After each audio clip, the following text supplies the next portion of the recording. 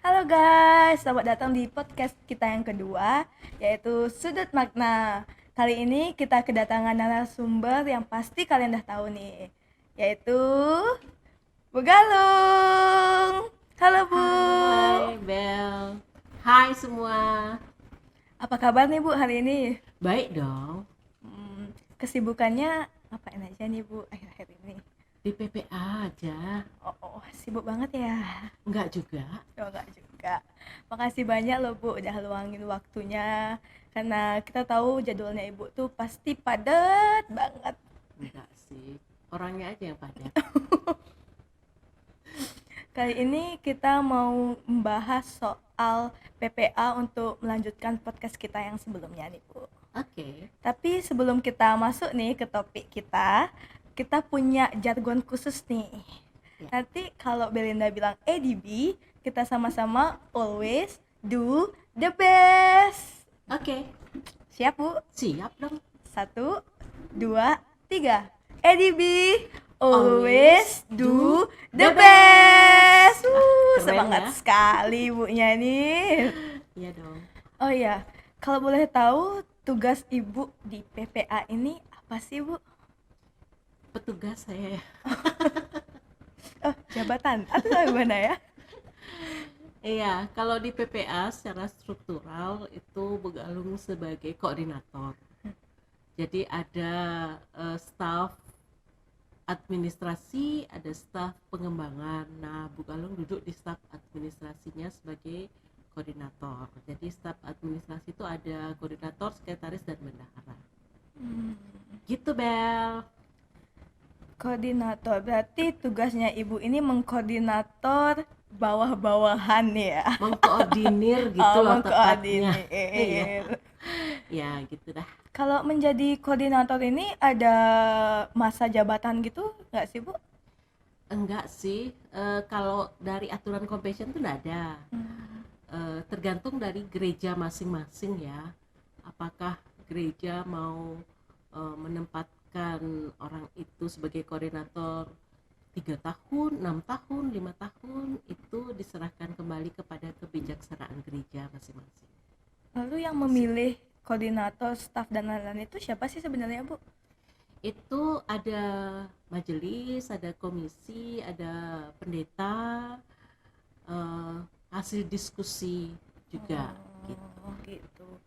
Lalu misalnya Bu Galung masa jabatannya ini 5 tahun berakhir, nanti yang menggantikan itu yang milih majelis juga atau siapa?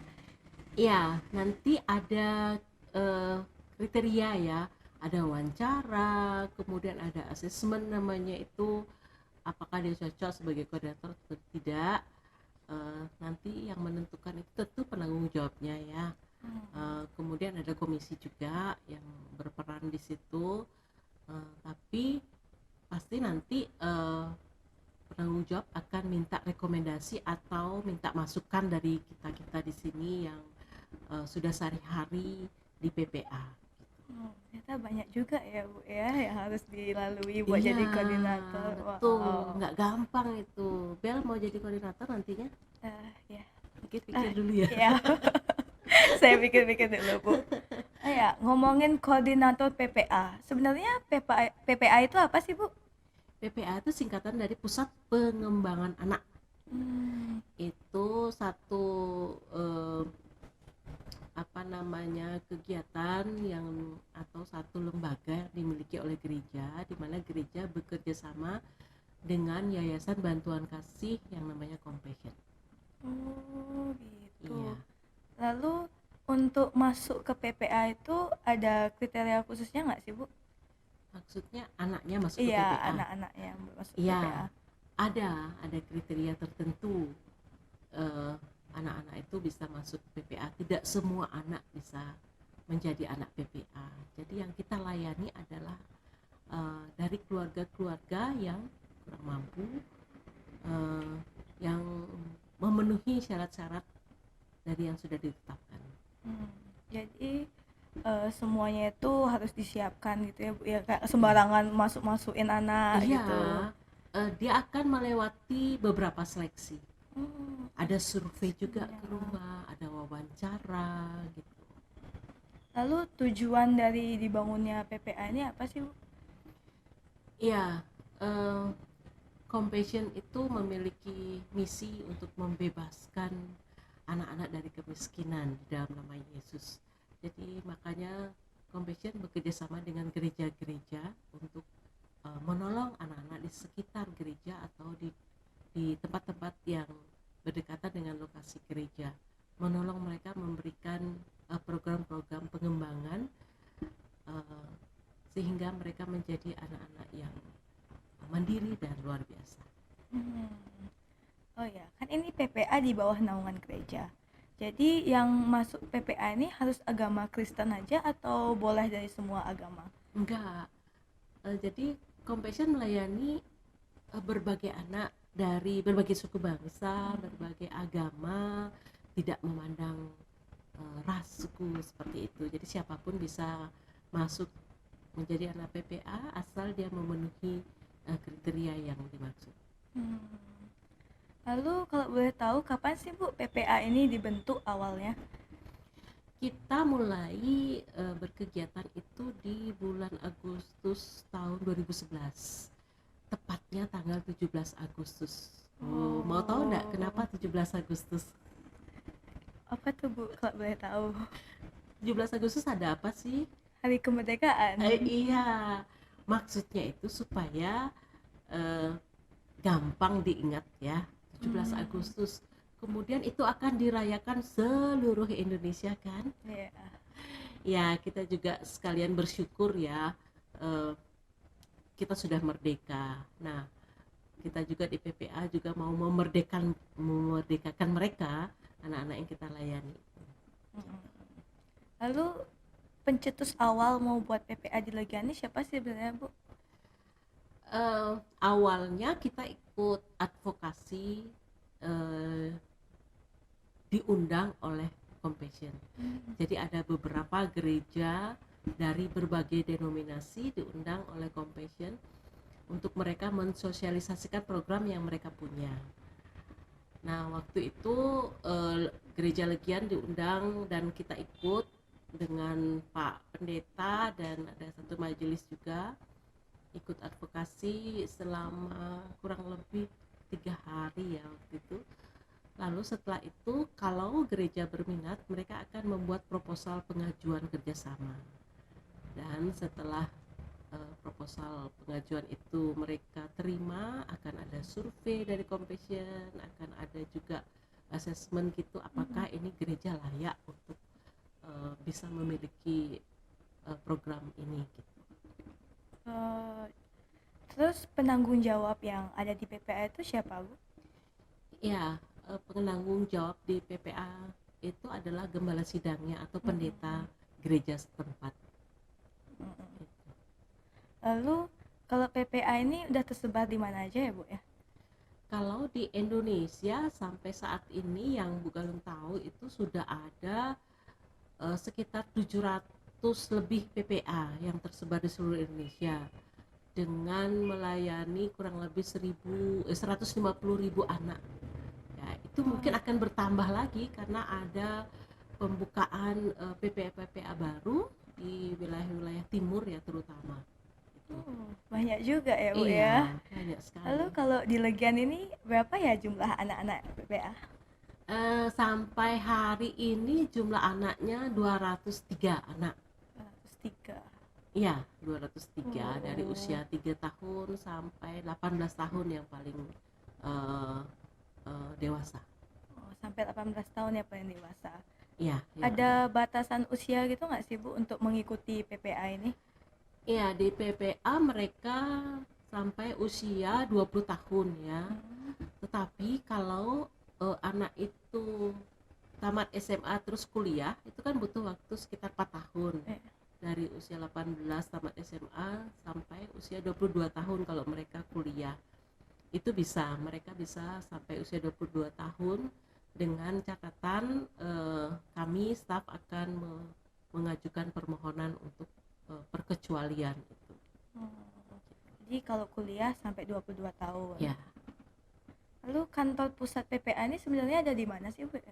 Kalau Bali kita berpusat kantornya di Bandung.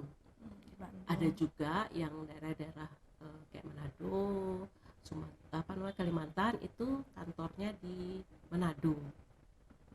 Kemudian punya cabang juga kantornya di Kupang. Jadi di Indonesia tuh ada 3 kantor Compassion. Lalu bagaimana PPA ini berkontribusi untuk membantu anak-anak yang tergabung dalam PPA? Iya, di PPA kita punya mentor ya. Kalau di sekolahku namanya guru ya. Nah mereka lah yang memberikan kegiatan-kegiatan, program-program pengembangan secara holistik. Jadi ada 4 aspek pengembangan yang kita berikan. Jadi aspek pengembangan spiritual, fisik, kognitif, dan socio-emosional. Jadi ada kurikulumnya juga yang disiapkan oleh Compassion, tetapi kita tidak kaku dengan kurikulum itu. Ada kreativitas-kreativitas yang dilakukan oleh kakak-kakak mentor untuk memberikan yang terbaik bagi anak-anak yang kita layani di sini, sehingga nantinya mereka bisa berkembang dengan baik, memiliki karakter yang baik, attitude yang baik. Kemudian mereka punya setidaknya satu keahlian, satu skill yang bisa mereka bawa untuk masa depan mereka. Gitu. Oh ya, kegiatan PPA ini apa aja sih Bu? Kan PPA Pusat Pengembangan Anak, apakah sama kayak di sekolah kita belajar gitu atau ada kegiatan lainnya? Iya, seperti yang tadi Bu Galung bilang itu kegiatannya itu yang mencakup 4 aspek pengembangan itu. Yang kita berikan adalah program-program pengembangan itu. Sebisa mungkin kita tidak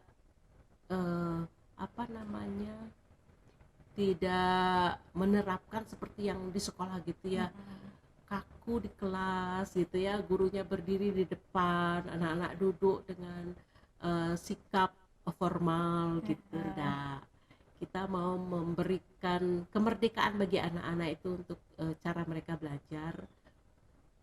Lalu program-program yang diberikan itu juga bervariasi secara holistik, tidak hanya kognitif saja seperti yang sekolah-sekolah berikan, tapi kita akan membantu mereka kalau umpamanya mereka punya kesulitan dalam satu bidang studi di sekolah. Kalau mereka perlu bantuan, kita akan bantu. Oh, berarti nggak cuman belajar aja nih Bu ya? Iya. Oh, terus di PPA ini ada kayak di sekolah itu nggak sih Bu kayak ekstrakurikuler gitu? Iya. Kalau di sekolah namanya ekstrakurikuler, Iya. kita di sini namanya pengembangan minat bakat ya. Jadi apa sih bakat-bakat anak-anak itu yang kita bina selama ini? Nah, Bu Galung tahunya itu kan dari kakak-kakak mentor, karena mereka yang biasanya selalu ada bersama anak-anak mereka yang tahu lebih dalam apa minat bakat anak-anak selama ini.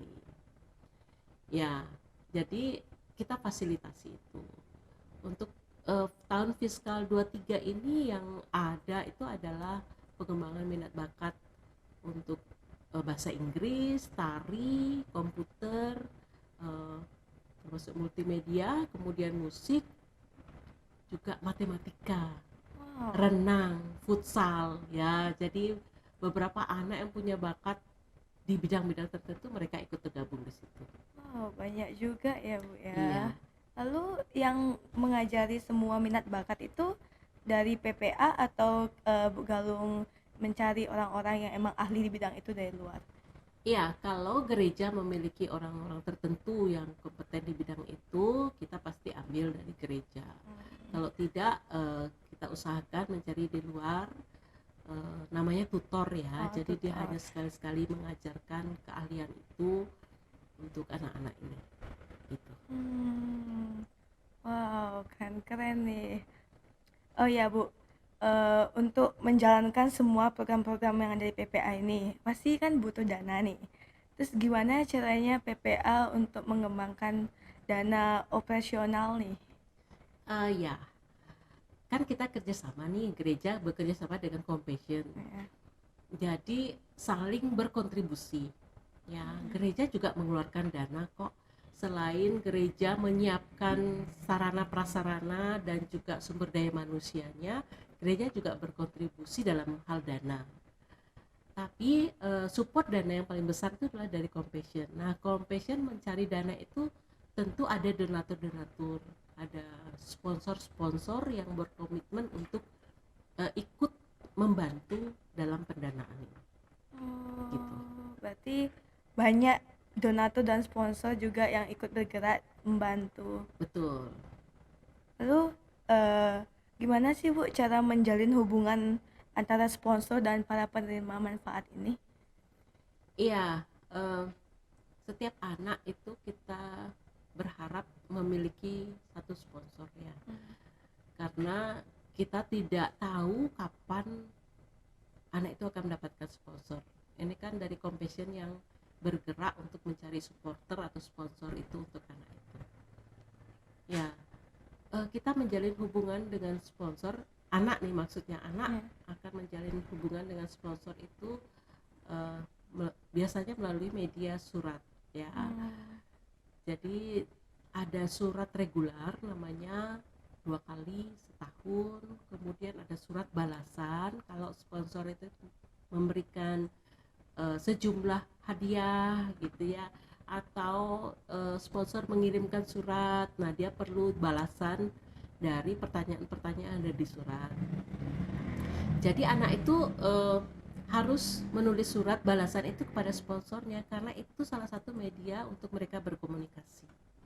Tapi kadang-kadang ada juga sponsor atau supporter itu yang datang langsung ke PPA, ke tempat tinggal anak itu untuk berkunjung, say hello, kemudian mungkin bisa langsung berkomunikasi dengan keluarganya, melihat keadaannya langsung gitu.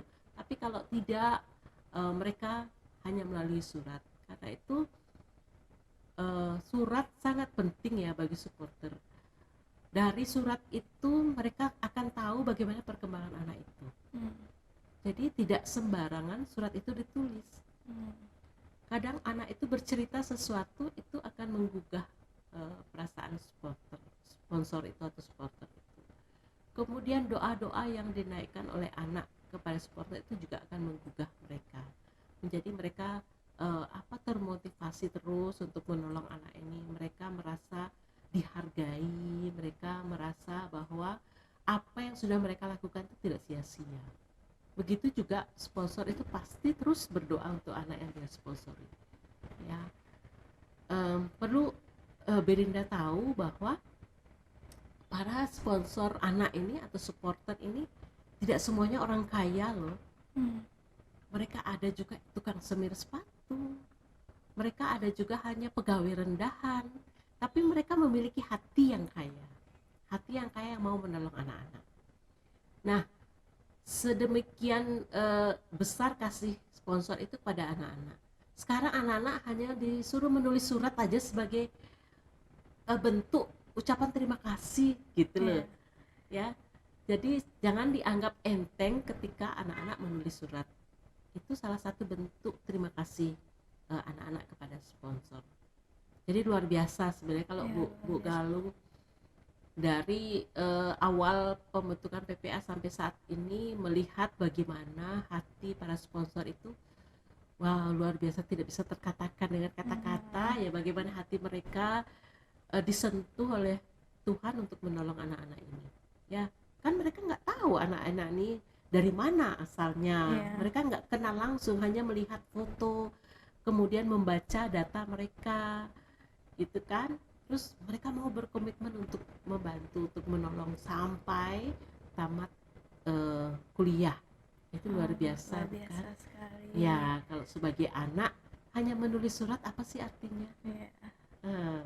Jadi ya di kesempatan ini juga Bu Galung mengharapkan kalau anak-anak PPA mendengar, ayo semangat menulis surat ya, karena itu sangat berarti bagi sponsor.